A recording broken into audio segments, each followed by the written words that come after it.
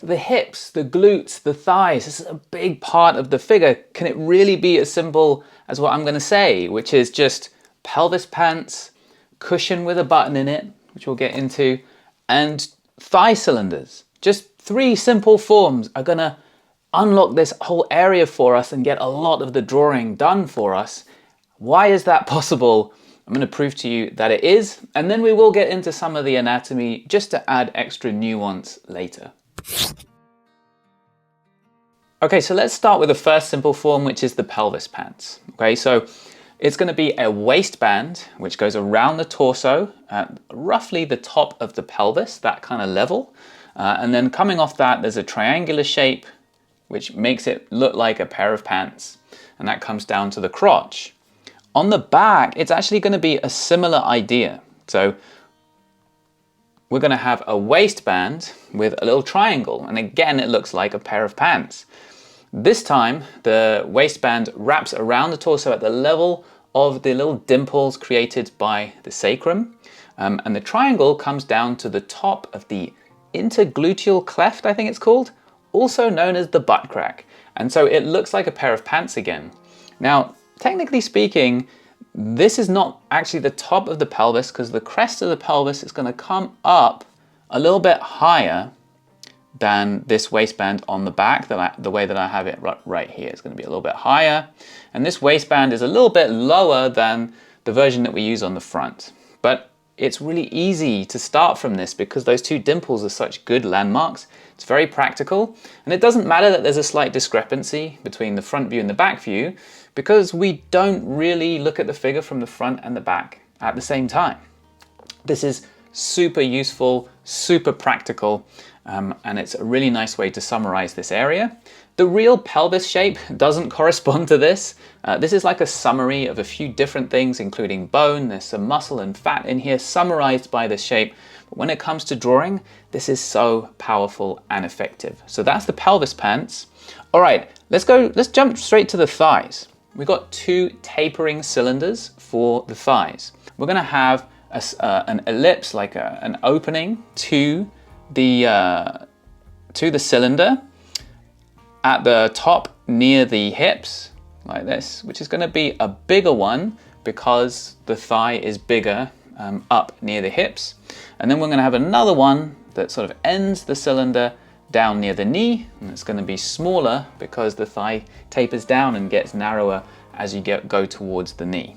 All right, so those are relatively straightforward, but then between the 2, we have the butt and the muscles and the fat of the butt, and we're going to summarize that with the cushion with the button in it, right? So the way that I like to think about this is like a cushion with one of those buttons in it, right? Because what ends up happening is, let's say we think about those pelvis pants, that yellow shape there, and then running along this shape, roughly speaking, we have bone that the muscles of the butt are going to start from. They're going to attach onto, and then these muscles are going to come out to the sort of outside of the thigh from there, right? But they don't just balloon out in a totally spherical, big round shape. There's a little indent on the side, and how sort of prominent that is and sort of how indented you might see that depends on a lot of different factors. But basically, we're going to have bulging muscle around this kind of indent, which you'll see right here. And that is actually the top of the femur. So the the bone of the thigh, the femur, comes up to the outer edge of the hips. It comes up near the surface, near the skin, and the top of it becomes this kind of button in the cushion, right? And so what we're looking at here is not really anatomical. It's just a simple forms version of this area, and it really, really works. Like, I'll show you some drawings. So this is just a simple back view, and hopefully you can see those kind of indents that happen on each side of the butt. But let's go to this one. So let me bring up the reference. So here I have this pose, this reference from the back view, and I've summarized it in terms of those simple forms: pelvis pants, cushion with a button in it, and the thigh cylinders. And you see how I start with the pelvis pants shape? And that waistband helps me see how the pelvis is kind of tilted forward, how this whole area is tilted forward. And then I bring down the little triangle that turns it into the pants shape, right? And then I'm building out the cushion with a button in it, the form of the butt. And there's also some fat that we'll get into in a second that helps us to define this area. And I want to make an extra note about this. And then I'm going to go on to establish the cylinders from the thigh. And then the last stage is to look at the shadows, right? So there's light and shadow. I kind of squinted it to simplify the shapes, and I just try to get in those shapes. And then I've drawn that area, right? So let's do another one. So I've got another butt and thighs. Similar idea, cylindrical shape in the thigh, and then just the shadow shapes. All right, let's just do one more. So we're gonna go here. So one more. Pelvis pants shape, cushion with a button in it, and then the two thigh cylinders. And then the shadow shapes at the end, and that's about squinting at the reference. So these simple forms take you a long way. So for the front view, it's the same. Pelvis pants, cushion, and two thigh cylinders. In this case, the little cushion shape is just a real simple curve. But we can add some complexity to this, a little bit of sophistication, which is pretty meaningful. It adds quite a bit to add this thing that I'm gonna add now, which is we can take that thigh cylinder and think of it more like two cylindrical forms split along a muscle called the sartorius. Okay, so I'm gonna show you what I mean right here. So you see how now we have, still it's basically a cylindrical shape, but we kind of split it into two. So we've now got, I'll just draw right over it, we've got a sort of cylindrical shape like this, which starts very narrow up near the pelvis. And then as it comes down the thigh, it actually gets wider. It actually widens out so that once you get down to the knee level, it's starting to get really wide. And then it ends like just above the knee. And then on the inner thigh, we have another shape, which is kind of the opposite. It starts out a bit wider and it gets narrower. And from this view, it kind of ends a little way up the thigh. Now what's splitting these two, right? So there's a line that goes from here down and then loops around like the inner knee. It's the sartorius muscle. And that's going to start from the aces point. So the aces is this bony landmark on the front of the pelvis. I have a tutorial which really helps you to find the aces point. So I don't want to go on about it too much right now, but it's basically the front outer corner of the pelvis.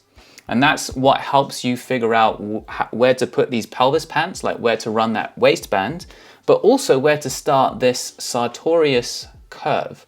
It's a really graceful, long curving muscle. So it's really gestural. It's really good for figure drawing artists. And it splits up this form into these two cylindrical shapes. And this is something that really became clear to me from looking at the diagrams of a life drawing teacher called Will Weston. So I'll link his Instagram below because he has good diagrams on his Instagram, quite useful. So if you want to add this level of sophistication to your thighs, you can, but if you're not sure, just go back to the simple tapering cylinders because that will take you a long way. All right, so let's say we're feeling good about that. We're feeling all right about the sartorius now. So let's say you're confident with the initial three forms. Now you're confident with this. We can actually go further. So we can get into the full-on anatomy of this area to help you add some nuance. So let's get into that now. So here we've got three diagrams for the anatomy in this area. We've got the front view, side view with bones and muscles, and back view. I'm not going to go through all of this right now because I think you need to get pretty comfortable with your simple forms before any of this is going to be particularly useful. So we went over the sartorius, that blue one, and then we went over those two cylindrical forms. So the one for the inner thigh. I don't think you really need to learn all the individual muscles inside that mass of the inner thigh, But eventually you may like to learn about the 3 different visible quads, which make up the other cylindrical form on the thigh. Then when it comes to the butt muscles, there's 3 of those. Again, I think you need to go pretty far before you need to be able to differentiate between those when you're looking at the figure, but eventually it is worth learning about those. The final thing that may be worth noting is this band that runs along the outside of the thigh called the IT band. It's this fibrous tissue, and you can kind of think of it as strapping down the outer side of the thigh. And so sometimes you'll see it as kind of an indent along the outer thigh here. And you may see it as a sort of straight, it goes straight past the outer edge of the knee and it makes the outer side of the knee a straight line, whereas the sartorius, which curves in around the knee on the inner side, makes that a curve. So we've got a straight against a curve on the knee. Now, one thing that is worth noting in this area is the fat pads, because in other areas of the figure, the fat might smooth things out. In this area of the figure, the fat really creates its own forms. So maybe easiest to see that in the back view here, right? So the muscle kind of runs at a diagonal. That gluteus maximus muscle runs along this diagonal. That's not really what the butt looks like though, right? The crease along the bottom of the buttock is more like this, and that's because of the fat pad. The fat pad creates its own form here. And then on the outer thigh, right, from the side view, you can see kind of high up on the outer thigh, there is a fat pad, especially on female figures.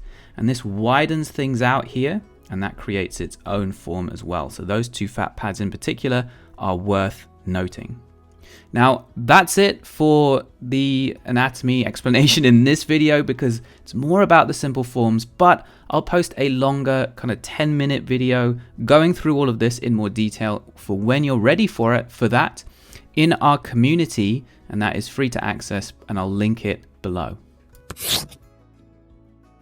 So finally, let's put it all together. I'm going to do a demo with this reference here. Zoom in on the area, because I'm just going to draw that. You can see that I'm starting pelvis pants, cushion with the button in it, and the thigh cylinders, and that's how I'm going to start the demo. Let me fast forward a little bit, and then I'm going to start to add my shadow shapes by squinting at the reference, simplifying the shadows.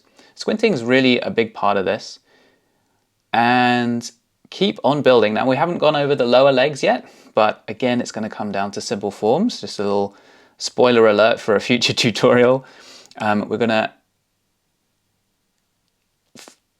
is it roughly at this point where I really start to, maybe a little bit earlier, maybe about here, where I really start to think a little bit more about the more nuanced anatomy. So pretty much up to this point, it's the simple forms we talked about, plus the thigh cylinders. And maybe the way that I drew it was a little bit, like, it's hard not to think about the anatomy that I know, so it's probably kind of informed by knowing that, but it's mostly the simple forms.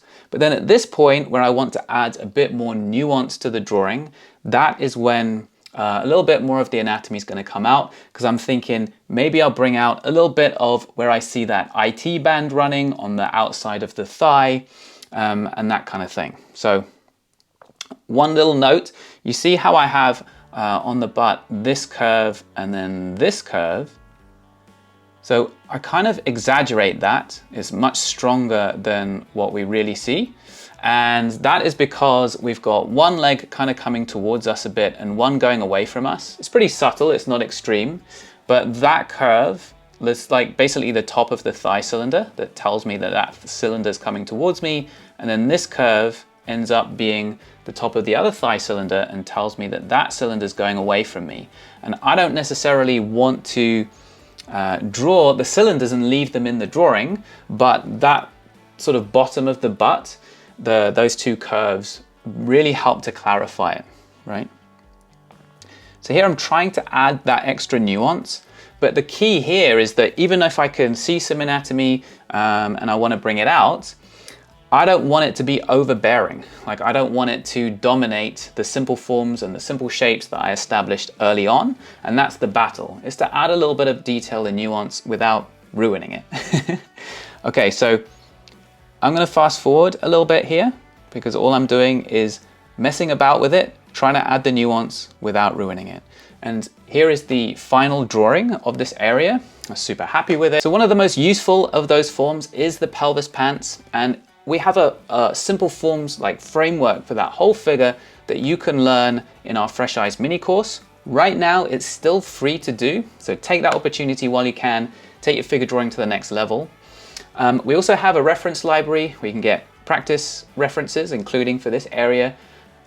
Link for that is below, so check those out. And then I have 2 tutorials for you, which are hopefully going to appear on the screen. One which introduces those Fresh Eyes forms so you can get started with those ideas. And the other is specifically about the pelvis and how to find the landmarks, how to find the angle of it to help you really get good at figuring out those pelvis pants shapes. I really hope you enjoyed this really simplified version of this area. Really works for me, and I think it will for you. All right, I'll see you in the next one.